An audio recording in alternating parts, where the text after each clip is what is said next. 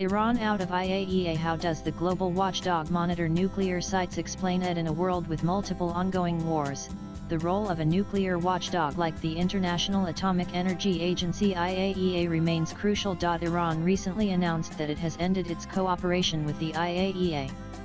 It removed the monitoring devices, including surveillance cameras, from centrifuge halls. This move followed the news by the IAEA that Iran's enrichment activities are well outside of allowed levels. Iran now operates sophisticated uranium centrifuges, like models IR6 and IR9. What exactly is the role of IAEA? Can countries opt out of it? What happens when a country seeks to develop a peaceful nuclear energy program, with the promise not to build a nuclear weapon? The global community verifies that stated intent via the Treaty on the Non-Proliferation of Nuclear Weapons. Once a country signs the treaty, IAEA provides continuous and technical proof that the country's nuclear program is peaceful. The Associated Press reported that the IAEA ensures that countries operate their programs within the limits of non-proliferation agreements, low enrichment and no reactor misuse.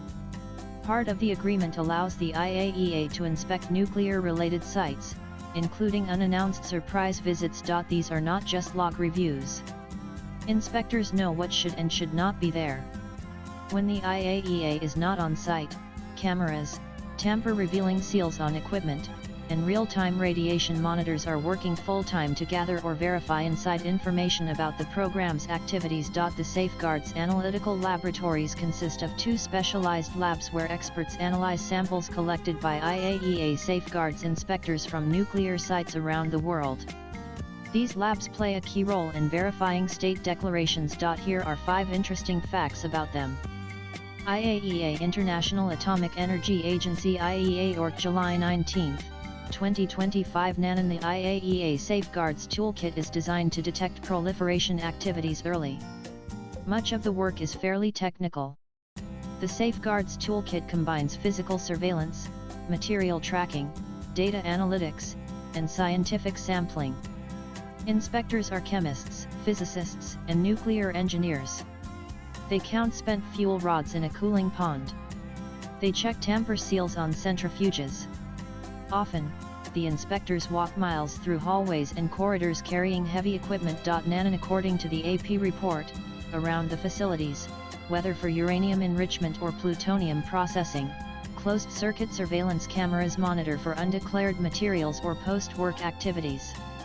Seals around the facilities provide evidence that uranium gas cylinders have not been tampered with or that centrifuges operate at the declared levels.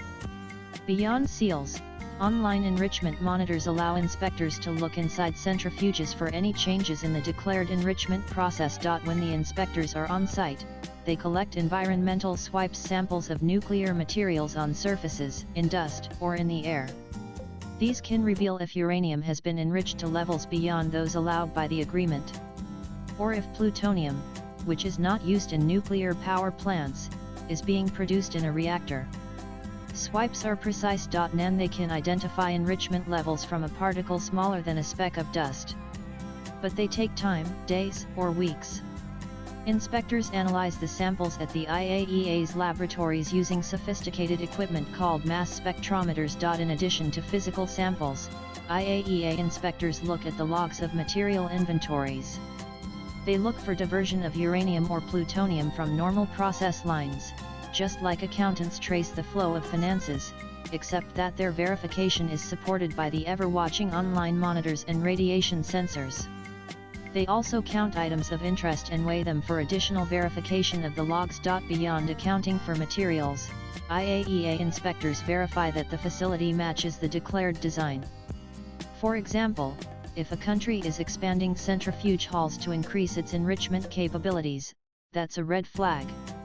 Changes to the layout of material processing laboratories near nuclear reactors could be a sign that the program is preparing to produce unauthorized plutonium. In its 20th year, the amendment to the Convention on the Physical Protection of Nuclear Material has expanded the treaty to include nuclear smuggling and sabotage of nuclear facilities as crimes. Read on https://t.con0s1uv.pic.twitter.com 7zr0kn85 GRIAEA International Atomic Energy Agency IAEA Org July 14, 2025 nanon thanks to the IAEA, the world learned in April 2021 about Iran pushing uranium enrichment from reactor fuel grade to near weapons grade levels.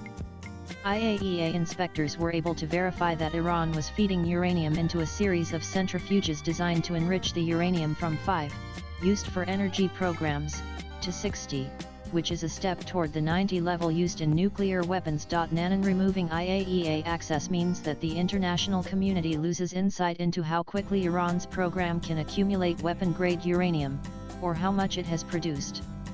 Also lost is information about whether the facility is undergoing changes for proliferation purposes.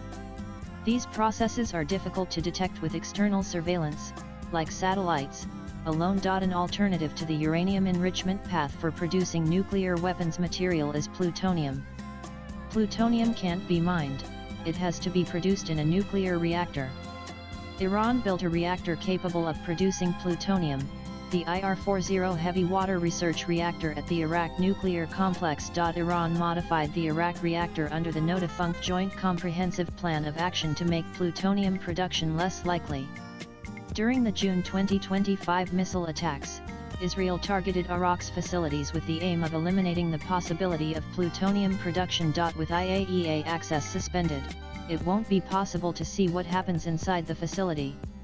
Can the reactor be used for plutonium production? Although a lengthier process than the uranium enrichment path, plutonium provides a parallel path to uranium enrichment for developing nuclear weapons. The IAEA's Nuclear Security Training and Demonstration Center offers state-of-the-art nuclear security courses to help countries maintain the highest level of nuclear security. Watch this pic. Twitter.com would be 3FKGXRK IAEA International Atomic Energy Agency IAEA Org July 19, 2025 Nanon swipe left for next video. North Korea expelled IAEA inspectors in 2009. Within a few years, they restarted activities related to uranium enrichment and plutonium production in the Yongbyon reactor. The international community's information about North Korea's weapons program now relies solely on external methods: satellite images, radioactive particles like xenon, airborne fingerprints of nuclear activities, and seismic data. With AP inputs, latest blogs.